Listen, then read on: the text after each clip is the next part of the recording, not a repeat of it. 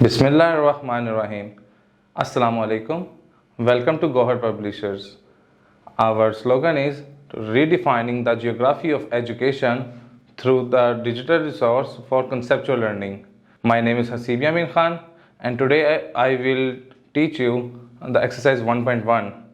Dear students, आपने last lecture में देखा होगा कि हमने ये एक्सरसाइज के बारे में ये चीज़ें हमने पढ़ चुके हैं कि सेट्स क्या होते हैं और इसकी एग्जांपल्स पढ़ी, नोटेशन पढ़ी, ये हम सब आपको बता चुके हैं।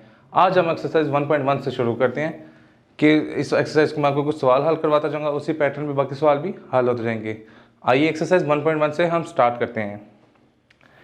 देखें, क्वेश्चन नंबर 1 जो है वो है which of the following statement is set और नॉट। हमने पीछे सेट के बारे में पढ़ा था, उसी की एक्सरसाइज में एक प्रैक्टिस आई है, उसमें हमने देखना है कि वो सेट है कि नहीं है। तो देखें, वो पहला आपको दे रहा है river is the river of Punjab. वो पूछ रहा है कि पंजाब का जो रिवर है एक सेट है कि नहीं, तो हम इसका लिखेंगे कि यस। तो पहले का आंसर आपका आएगा यस। क्यों? क्योंकि देखें, इसमें एक तो उसने बताया हुआ है कि वेल डिफाइन एक जो चीज़ है वो क्या है, रिवर, जो कि वेल डिफाइन है। और ये भी उसने बताया है किसके हैं, पंजाब के हैं। तो ये वेल डिफाइंड भी है और डिस्टिंक्ट भी है, क्योंकि हर पाकिस्तान के जो 5 ज़िले हैं वो सब एक दूसरे से डिफरेंट है। तो ये वेल डिफाइंड भी है और डिस्टिंक्ट भी हैं, तो इसका मतलब कि ये सेट है। इसी तरीके से जब हम इसका दूसरा पार्ट देखते हैं, the honest people of our locality. अच्छा, ये देखें, इन्होंने इसमें हॉनेस्ट पीपल तो बताया हुआ है, लेकिन वो लोकेलिटी का नहीं बताया हुआ कि किस लोकेलिटी के हैं, जो कि वेल डिफाइंड नहीं है। तो हमें दोनों कंडीशन सेटिस्फाई करनी होती है कि वो वेल डिफाइंड भी हों और डिस्टिंक्ट भी हों। तो देखें, इसमें लिखा हॉनेस्ट पीपल ऑफ लोकेलिटी। अब वो डिस्टिंक्ट तो होंगे, लेकिन वेल डिफाइंड का भी लाजमी है। वेल डिफाइंड में से सिर्फ लोकेलिटी लिखा हुआ है, तो इस वजह से ये एम्बिगुअस आ गया, तो इसलिए ये वेल डिफाइंड नहीं हुआ, तो ये क्या होगा, सेट नहीं है। तो हम इसका आंसर नो कर देंगे। इसी तरीके से जब हम इसका तीसरा पार्ट देख रहे हैं, the student of a class, ये उसने बता दिया कि स्टूडेंट ऑफ अ क्लास, तो ये एक सेट नहीं कहलाएगा। क्यों नहीं कहलाएगा? क्योंकि उसने नहीं बताया कि क्लास 1 है, क्लास 2 है, क्लास 3 है, इसलिए स्पेसिफाई नहीं है, वेल डिफाइंड नहीं है, तो ये भी सेट नहीं कहलाएगा। इसी तरीके से आप प्रैक्टिस करके ये बाकी सवाल भी हल कर सकते हैं।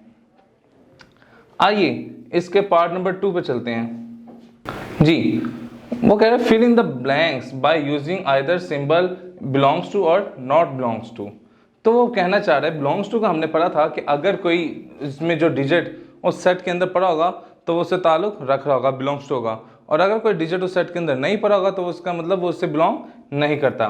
आइए इसको देखते हैं। 10 इज बिलोंग टू 1 3 5 और नॉट। एक सेट दिया हुआ है, वो क्या है, 1 3 5। तो बच्चों देखें, जब हमने इसमें देखा वो कह रहा है 10 इससे बिलोंग करता है कि नहीं, तो हमने देखा, जब हमने इस सेट को देखा तो हमने देखा कि 10 उसके अंदर मौजूद नहीं है, तो इसका मतलब उससे बिलोंग नहीं करता। तो हम इसको एप्सिलॉन नॉट के साइन से शो कर देंगे कि नॉट बिलोंग्स टू, कि ये इससे बिलोंग नहीं करता। क्वेश्चन नंबर 2 है जो इसका part number 2, English alphabets. English alphabets हमें ये मालूम है कि इसमें तो पूरी ABC आ जाएगी, A B C up to सॉन X Y Z, finite set है ये। तो अब जब हम इस पे पहुंच देखेंगे तो वो क्या है, A और B इसके अंदर मौजूद है, तो जी हमने देखा कि A और B इसके अंदर मौजूद हैं, A और B इसके अंदर मौजूद हैं, तो मतलब ये इससे बिलोंग करते हैं। ठीक है, तो इधर साइन क्या आ जाएगा, बिलोंग्स टू का, और ऊपर वाले में कौन सा आएगा, नॉट बिलोंग्स टू जी। अब इसके तीसरा सवाल देखते हैं, C is belongs to A B C D और नॉट।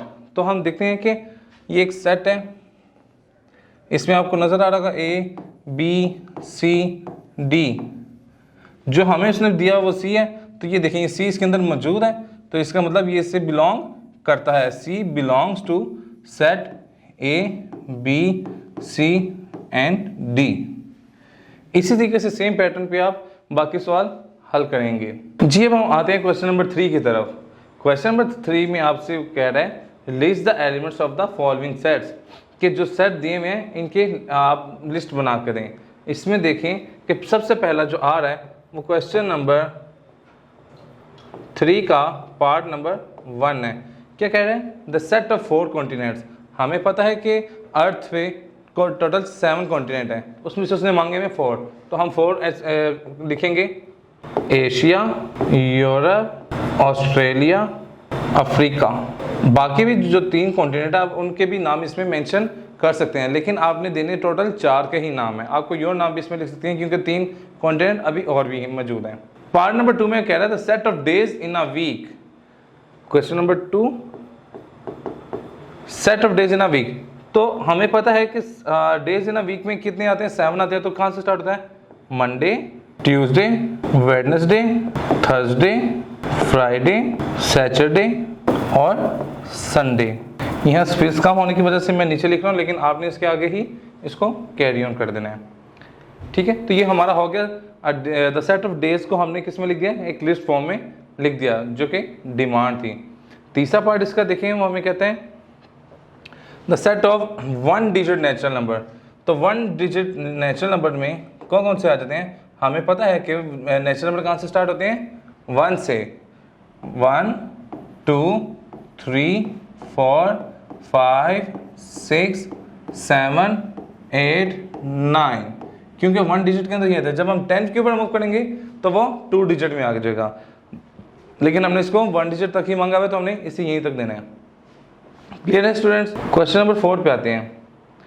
क्वेश्चन नंबर 4 आपसे कह रहे हैं कि if x is equal to a e i o u vowels and y is equal to a b c up to z, then which of the following statements are true और false. तो कह रहा है बताना आपने कौन सी statement true और कौन सी फॉल्स है। जी, हमें वो कह रहा है कि देखें कि पहले में दे रहा है कि I बिलोंग्स टू y। तो जब हमने देखा कि y का सेट हमारे पास ये है, तो हमने देखा ये तो पूरी ABC आ रही है, तो पूरी ABC के अंदर एब्सोल्युटली y भी मौजूद है, तो हम इसको क्या कहेंगे कि ट्रू। I जो है वो कह रहा है कि वो बिलोंग करता है y से। देखें y के अंदर ये तो सारी ABC मौजूद है, तो अंडरस्टूड की बात है कि ये I भी इसके अंदर ही मौजूद होगा। तो मतलब I y से बिलोंग कर रहा है, तो हम इसको क्या लिख देंगे? ट्रू। हम इसको क्या लिख देंगे? ट्रू। इसी तरीके से वो कह रहा है A does not belong to X। तो हमने देखा X सेट कौन सा? X ये वाला सेट है, तो हमने देखा A तो इसके अंदर मौजूद है, लेकिन इधर लिखा हुआ डजंट बिलोंग्स टू, मतलब ये फॉल्स हो गया, हालांकि A इसके अंदर मौजूद है, तो हम इधर क्या लिख देंगे? फॉल्स। अच्छा, तीसरा आ गया D बिलोंग्स टू Y।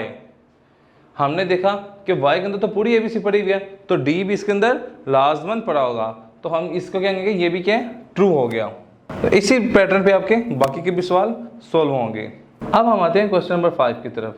5 में आपको दे रहा है right the following statement in symbolic form, कि आपको मैंने एक स्टेटमेंट दी हुई है और हमसे डिमांड किया गया कि उसको एक सिंबल की फॉर्म में लिखें।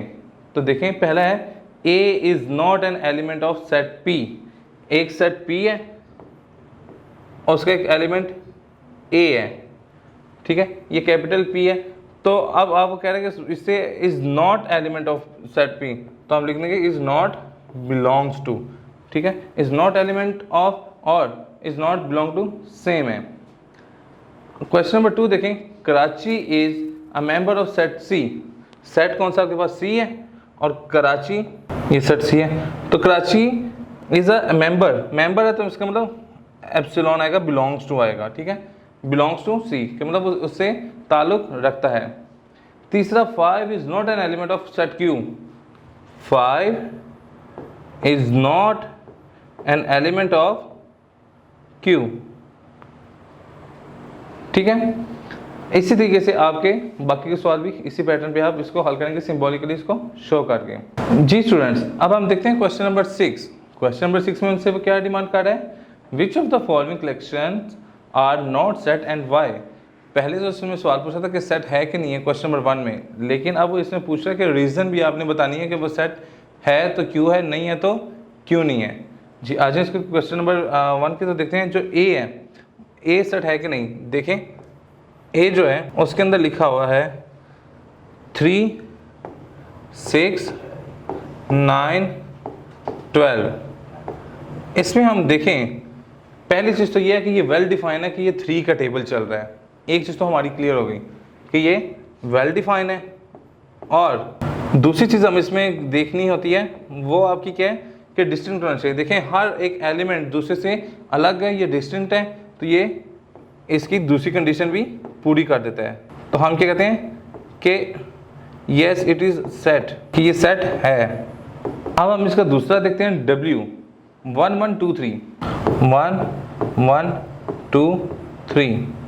अच्छा, अब हम इसमें देखते हैं सबसे पहला इशू तो हमें ये नजर आ गया कि ये रिपीट है, इसमें ये डिस्टिंक्ट नहीं है, मतलब नॉट डिस्टिंक्ट, ये डिस्टिंक्ट नहीं है, तो हमें दूसरी कंडीशन देखने की ज़रूरत नहीं है। इन दोनों का सेट के अंदर होना लाजमी है, इनमें से कोई एक कंडीशन भी नहीं होगी तो वो सेट नहीं कहलाएगा।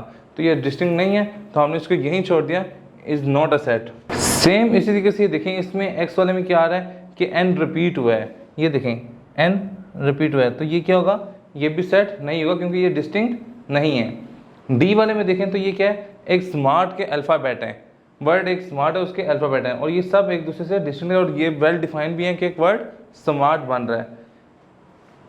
अब इसकी एक और एग्जांपल अगर लेट्स सपोज हम देख लेते हैं कि हम देखते हैं कि आई देख लेते हैं, I is equal to set of poor people. तो देखें इसमें हमें बताया ही नहीं हुआ कि ये कौन से पुअर पीपल हैं। मे बी ये किसी लोकेलिटी की हो सकते हैं, किसी कंट्री की हो सकते हैं, किसी सोसाइटी की हो सकते हैं, लेकिन इसमें हमें डिफ़ाइन क्या नहीं हुआ। अगर ये वेल डिफाइन नहीं होगा तो हमें डिस्टिंक्ट भी इसकी देखने की ज़रूरत नहीं है, क्योंकि दोनों कंडीशंस का सेटिस्फाई होना लाजमी है। तो हम लिख देंगे I is not a set because it is not well defined.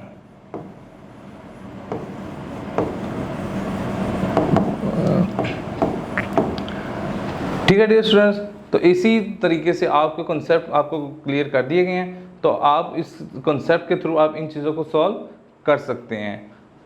बाकी इंशाल्लाह नेक्स्ट लेक्चर में मिलेंगे। आपको कोई भी क्वेरी हो तो आप इस लेक्चर को रिपीट करके देख सकते हैं।